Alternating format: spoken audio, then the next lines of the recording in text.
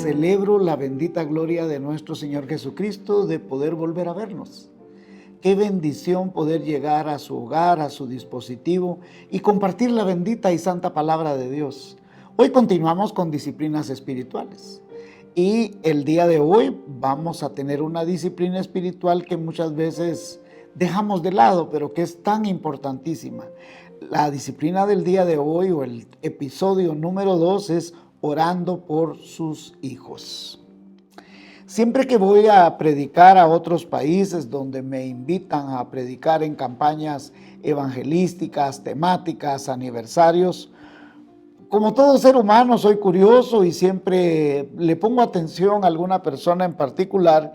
Y en uno de esos viajes que me invitaron a Estados Unidos, observé que había una ancianita que siempre estaba orando durante toda la predicación. Entonces una noche me le acerqué y le pregunté que si oraba por alguien en particular.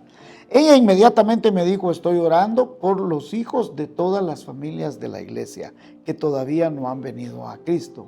Yo siempre oré y ayuné fervorosamente por mis hijos hasta que todos mis hijos conocieran a Jesucristo. Con gratitud yo ahora oro por todos los hijos de las familias de la iglesia. Y usted deberá saber, me dijo, que uno de mis hijos ahora es pastor, pero cuando era joven él andaba terriblemente perdido. En nuestro país siempre andaba tomando y viviendo la vida de una manera irresponsable, alocada. Para mi hijo yo en verdad no era nadie, él vivía su mundo y según él creía que yo estaba equivocada en mis pensamientos, en mi religión, y que él sí realmente estaba viviendo y disfrutando la vida. Mientras él estaba en su mundo, la madre de esta joven nunca dejó de orar, nunca dejó de ayunar, siempre clamaba por él.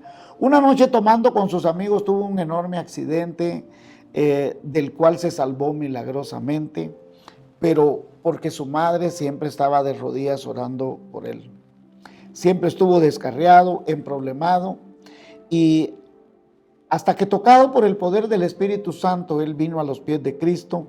Y una vez que vino a los pies de Cristo, con la convicción de servirle al Señor de todo corazón, viajó con su mamá a los Estados Unidos, donde se hizo pastor y ahora servía fervorosamente al Señor. Pero detrás de todo esto hubo una madre que estuvo siempre de rodillas. El pastor estaba allí mismo en la iglesia y me dijo: yo siempre supe que Dios me estaba llamando, pero yo me resistía, yo no quería creer, no quería aceptar, yo quería vivir mi mundo. Y lo que he aprendido detrás de todo esto es que detrás de un milagro hay una mujer o un hombre que está de rodillas clamando al Dios de los cielos para que Él obre.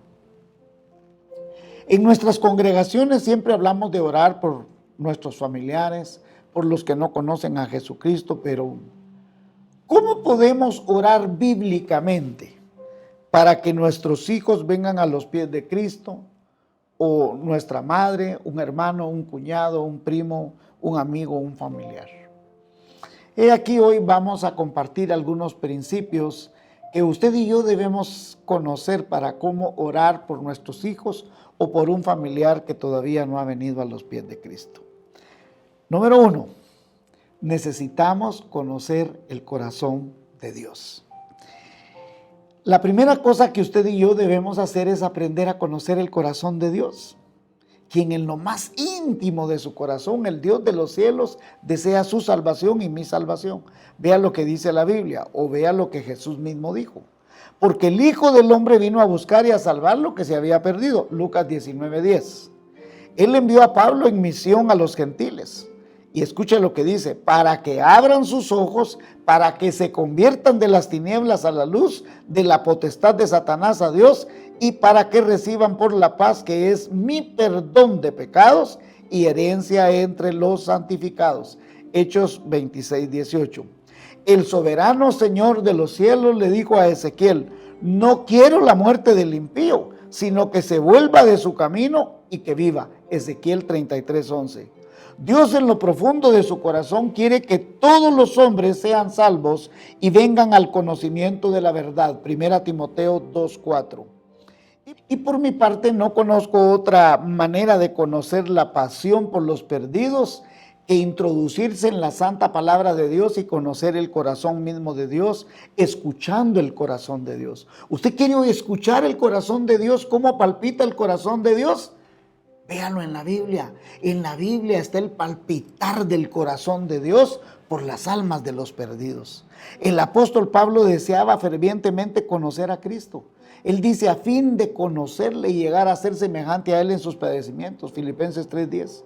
Su misma e intensa pasión por ganar a todos los posibles para Cristo lo vemos en 1 Corintios 9:19. Entonces esta es una evidencia de que Pablo conocía el corazón del Señor, y Dios desea que usted y yo conozcamos el corazón de Dios. Segundo, conocer el destino de los perdidos. Debemos sentirnos motivados a orar por nuestros seres queridos y especialmente por nuestros hijos, por nuestros vecinos, por nuestros compañeros de trabajo, al saber dónde pasarán la eternidad si no tienen a Jesús en el corazón.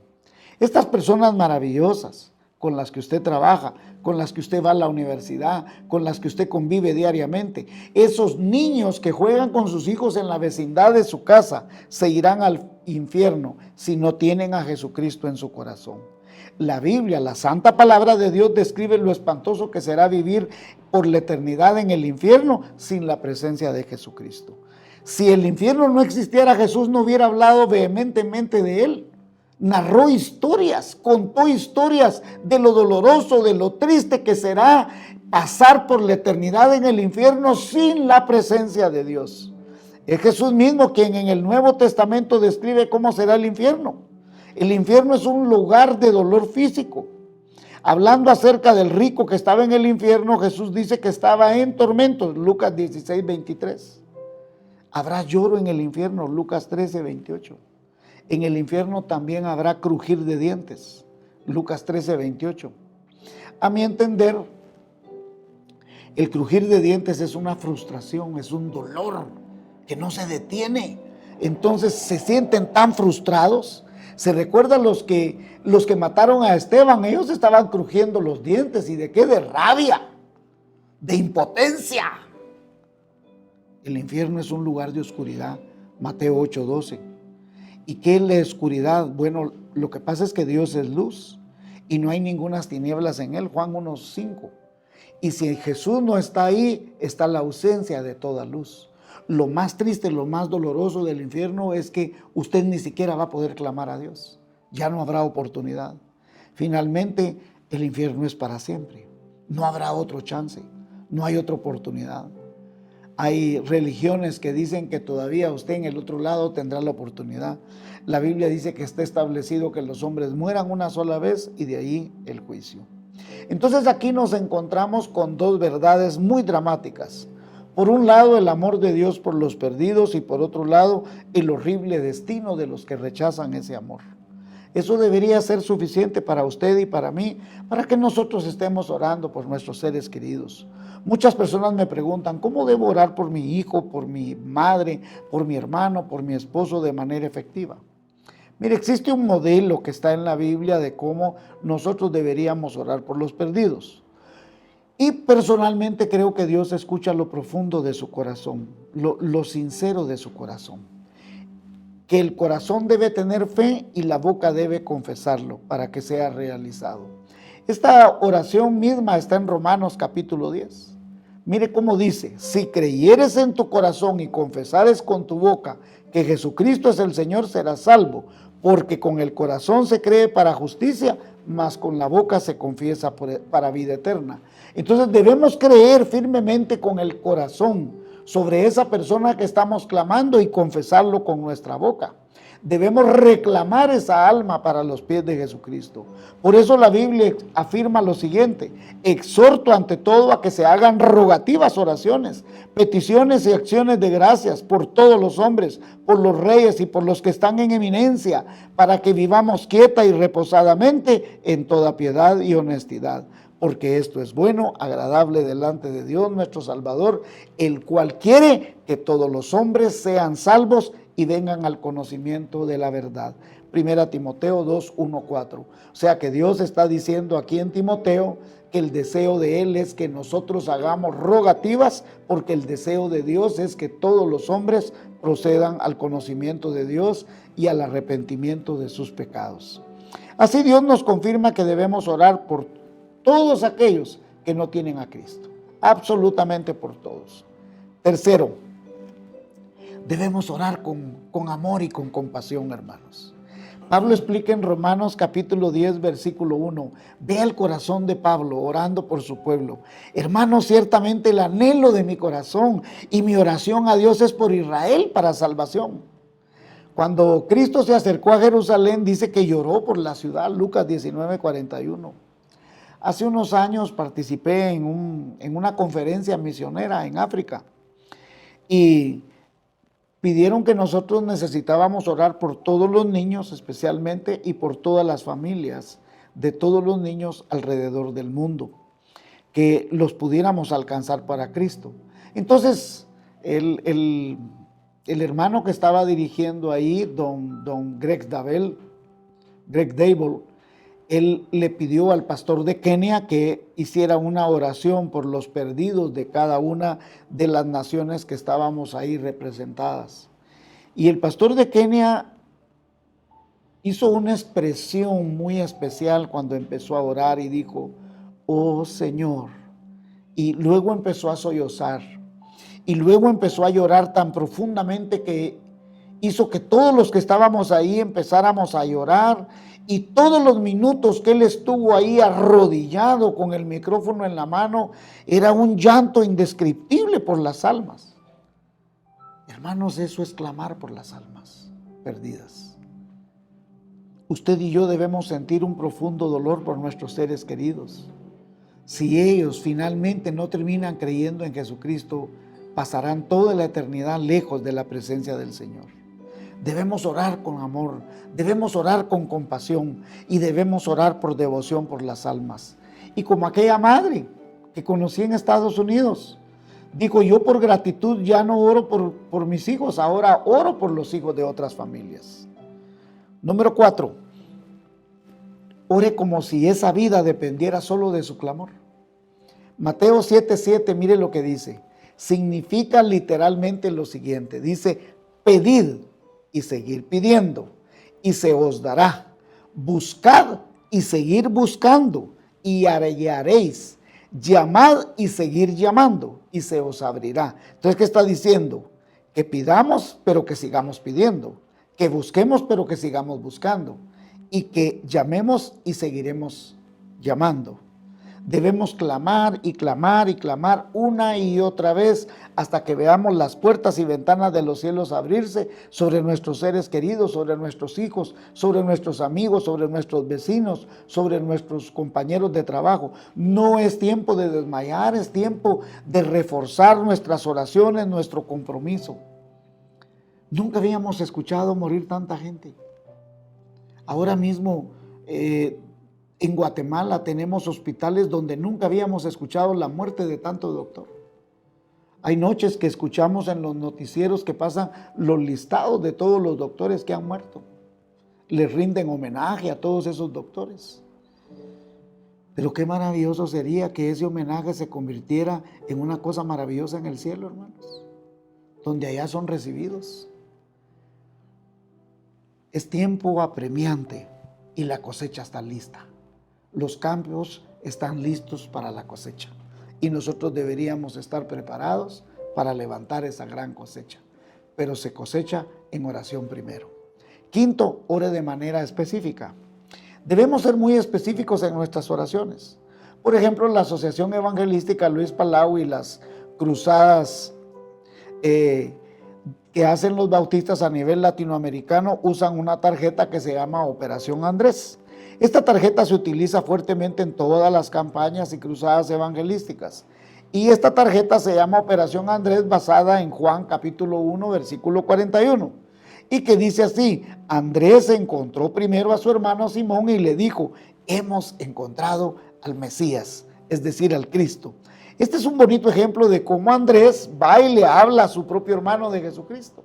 Entonces nosotros en la tarjeta denominada Operación Andrés ponemos el nombre de la persona por la que vamos a estar orando y a la que vamos a invitar a que él venga a los pies de Cristo. Usted y yo podemos orar específicamente por una persona y por más personas, aún por personas que no conocemos. Usted puede orar por ese vecino, usted puede orar por ese amigo, por ese compañero de trabajo.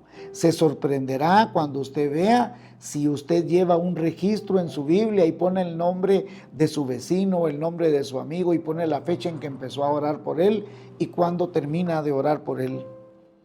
Será una cosa maravillosa, un registro de bendición especial para usted y sobre todo para la persona que venga a los pies de Cristo. Sexto, oremos por los mensajeros. Esta parte es muy importante y quiero que por favor le ponga atención. Ciertamente oramos por los que no son salvos y eso es puramente bíblico y es muy cristiano. Lo curioso es que en el Nuevo Testamento no es el enfoque del Nuevo Testamento orar por los perdidos. Vea cómo dice en el Antiguo Testamento vemos a Abraham interceder por Sodoma y por Lot y su familia. Vemos a los profetas una y otra vez y vez tras vez estar orando por Israel, por la salvación de la nación. Y también vemos a Moisés desear profundamente ser borrado del libro de la vida con tal de que todo Israel fuese salvo. También lo hace Pablo en Romanos. Romanos desea ser anatema con tal de que su pueblo alcance la salvación. Pero es importante afirmar que al leer los evangelios y las epístolas, vemos que tanto como Pablo, así como Jesús, hacen un énfasis en oraciones en el mensajero, mientras que nosotros muchas veces solo nos enfocamos a estar orando por la persona que no ha venido a los pies de Cristo. Veamos los siguientes pasajes que nos ilustran esta directriz que le estoy dando. Por ejemplo, dice, la mies es mucha, mas los obreros son pocos. Entonces dice Jesús, rogad pues que el Señor envíe a su mies obreros. Mateo 9, 37 y 38. Cuando usted le pide al Señor que envíe obreros, ¿por quién está orando? En primer lugar está usted orando por usted mismo, porque usted mismo es parte de la grey del Señor y usted empieza a orar de que el Señor también lo envíe a usted. Y luego también está incluida su familia y aquellos que conocen a Cristo en la iglesia. Permítame contarle esta historia. Mi abuelita Tuya y mi tía Mercedes eran mujeres que le pedían mucho a Dios que Dios levantara iglesias. Eran mujeres maravillosas del Señor que siempre le pedían que Dios levantara iglesias y que levantaran obreros. Durante muchos años yo vi y escuché a mi tía Meches de rodillas. Mi tía Meche se levantaba a las 4 de la mañana a bañarse y luego encendía la radio, oía un culto y se arrodillaba a orar y le pedía al Señor que enviara obreros a su mies. El Señor le contestó enviando a su propia familia y a que abrieran iglesias por años. Y sabe, Dios le contestó, porque en la propia casa donde mi tía Meches vivió y que yo viví por años en Zacapa, ahí se levantó una iglesia con el tiempo. Yo estoy seguro que ella ha visto ahora los frutos en el cielo porque mucha gente que se convirtió ya pasó la presencia del Señor. Ore específicamente que el Señor mande una persona para comunicar el evangelio a su amigo, a su hijo, a su primo, a su vecino, a alguien. Ore, clámele al Señor que envíe un ángel. Recientemente, hermana Marta de la iglesia, de nuestra iglesia, me contó que estaba orando por su familia que viven en San Pedro. Que Dios le enviara un ángel a su familia. Durante el inicio de la pandemia, ella le clamaba al Señor que enviara un mensajero a su familia. Y ella, muy amorosamente, le empezó a mandar los estudios bíblicos que nosotros tenemos, con la novedad que ella se sorprendió, que su familia no solo se había convertido a Cristo, sino que ya se habían bautizado y ya se estaban congregando en una iglesia local ahí en San Pedro. Tercero, cuando Pablo está en la cárcel, Pablo nos deja una oración clave aquí. Yo me he hecho la pregunta muchas veces, si yo estuviera en la cárcel y yo tuviera que orar allí o comunicar el evangelio, ¿de qué manera yo oraría? ¿Cómo yo pediría? Quizás yo pediría por gracia, poder sobrellevar la prisión o por mi familia, o quizás lo probable oraría, Señor, sácame de aquí. Cuando Pablo está ahí, Pablo no ora así. Él le pidió la oportunidad de testificar. Imagínense, orando también al mismo tiempo por nosotros para que el Señor nos abra puerta para la palabra a fin de dar a conocer el misterio de Cristo, por el cual también estoy preso. Colosenses 4:3. Número 4. También Pablo pidió osadía. Y orad por mí a fin de que al abrir mi boca me sea dada palabra para dar a conocer con denuedo el ministerio del evangelio por el cual soy embajador en cadenas, que con denuedo hable de él como debo hablar. Efesios 6, 19 y 20. Y algunas veces nos sobreviene una buena dosis de cobardía. Después de haber orado y pedirle a Dios que nos dé oportunidad de testificar. Recuerdo hace unos años dimos un seminario de evangelismo explosivo en nuestra iglesia y lo dio el misionero Marcos McClelland, que estuvo muchos años con nosotros y hoy es decano del seminario bautista en la universidad en la Facultad de Teología de la Universidad de Oklahoma. Y recuerdo que él nos pasó un cuestionario a todos y la mayoría contestó que ¿por qué era que no compartían el evangelio? ¿Qué era lo que les impedía compartir el evangelio? Y la mayoría puso temor. Y otros ponían temor a ofender y otros temor al rechazo. La palabra predominante fue temor. Y la Biblia afirma lo siguiente: el perfecto amor echa fuera el temor. Primera de Juan 4:18. Si el amor de Dios por los perdidos nos constriñe, segunda Corintios 5:14, vamos a poder proclamar con poder, con autoridad y sobre todo con amor y valentía la bendita palabra de Dios. Número 5.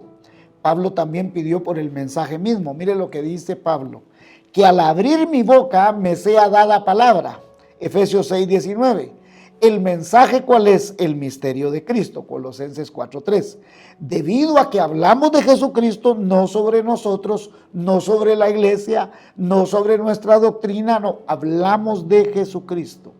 Entonces Él nos dará las palabras correctas, exactas, para hablar del amor, de la gracia, de la misericordia, de la justificación, de la santificación de Jesucristo. Hace unos años estaba predicando en el templo, en Shalom, y al terminar de predicar llegó un hombre y cayó de rodillas ahí, y él me dijo: seguramente mi esposa o alguien le contó de mi vida porque usted todo el tiempo se pasó hablando de mí. Yo ni sabía quién era, pero qué hermoso es cuando la palabra de Dios toca el corazón de la persona, porque es el Espíritu Santo hablándole a esa persona, ¿sí? 6.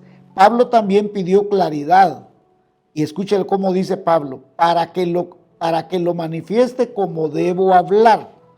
Ore que Dios le dé claridad.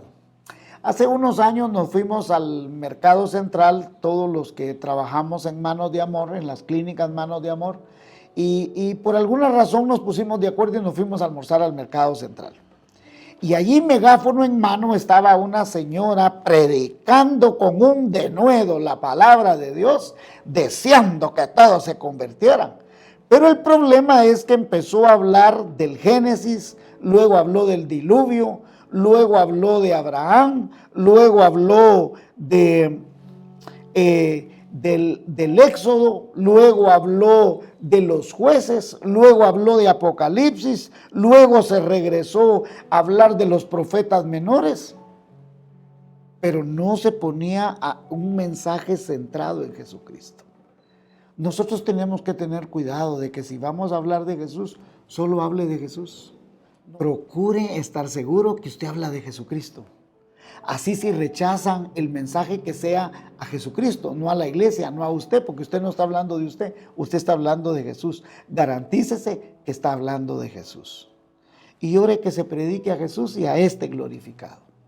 Por eso Pablo dice: yo me propuse a hablar de Jesucristo y a este crucificado, dice, no hablar de otra cosa. Y finalmente, número 7, que sean derribadas las fortalezas que detienen que esas almas se conviertan.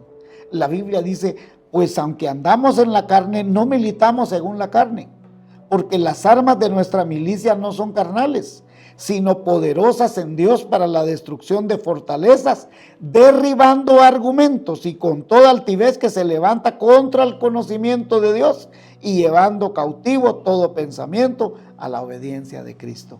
2 Corintios 10, 3 y 5. ¿Qué son fortalezas? Son todas esas cosas satánicas o de la oscuridad o de las tinieblas que impiden que su ser querido venga a los pies de Cristo, o su amigo, o la persona por la que usted quiere ser. Puede ser todo tipo de cosas, si es necesario derribarlas. Puede ser apatía, materialismo, espíritus engañadores, doctrinas de demonios. 1 Timoteo 4:1 lo dice. También puede ser religión, vicios, incredulidad. Cualquiera que fuere la fortaleza que se ha levantado ahí, nosotros tenemos que orar para que el poderoso mensaje del Evangelio de Dios y el poder de su Santo Espíritu derribe toda fortaleza que se ha erigido para que esa persona no venga a los pies de Cristo. Así de que abracemos las Escrituras, abracemos el glorioso Evangelio y sobre todo el mandato de nuestro Señor Jesucristo de ir y predicar el Evangelio a toda criatura, y el que creyere será salvo. Amén. Deseo desafiarle a que usted y yo nos convirtamos en personas que estemos orando. Ore, aunque no conozca a la persona, dice, bueno, todos en mi familia ya son salvos. Amén, bendito sea Dios. Pero hay personas en los hospitales ahora mismo muriendo. Hay personas que necesitan de Cristo, vecinos, familiares. Yo tengo familia, estoy clamando, le estoy suplicando al Señor, le estoy clamando cada día que deseo ver a mis familiares venidos a los pies de Cristo. Así que la invitación es que usted se convierta en una persona que clama por los que no conocen de Cristo. Y también el desafío es, si usted aún personalmente no conoce a Jesús, venga a Jesús, entréguele su corazón y dígale, yo quiero estar seguro que el día que yo muera estaré en tu presencia y que tú me digas, entra al gozo de tu Señor. Gracias y que el Señor le bendiga, y continuaremos con el próximo de la serie.